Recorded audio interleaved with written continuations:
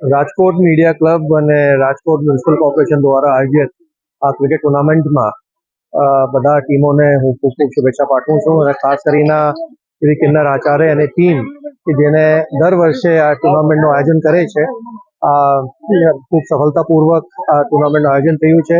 આ બધા ટીમને એને બધાઈ અને મારી શુભકામનાએ અને અપેક્ષા રાખું છું કે જે આ મીડિયા અને જે સરકારી અલગ અલગ ટીમો સાથે આ ટુર્નામેન્ટ રમાય છે એના અંદર ખૂબ સૌહાર્દપૂર્ણ વાતાવરણમાં આ ટુર્નામેન્ટનો ઓર્ગેનાઇઝેશન થાય છે અને દર વર્ષે એ રીતે આ ટુર્નામેન્ટ આયોજન થતા રહેશે એવી અપેક્ષા રાખું છું.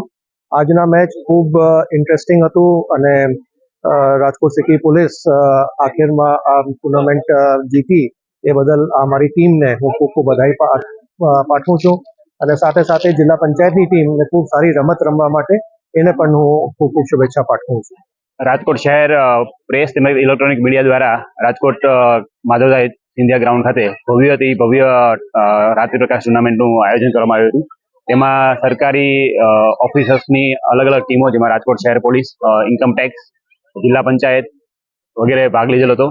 તેમજ મીડિયાની અલગ અલગ ટીમોએ પણ ભાગ લીધેલો હતો. આ 16 ટીમમાં પહેલા લીગ મેચ નો રાઉન્ડ રમવામાં આવેલો અને ત્યારબાદ સુપર 6 રાઉન્ડ રમવામાં આવેલ અને ત્યારબાદ આજે ફાઇનલ મેચ હતી જિલ્લા પંચાયત સામે, જેમાં રાજકોટ શહેરનો ભવ્ય વિજય થયેલ છે.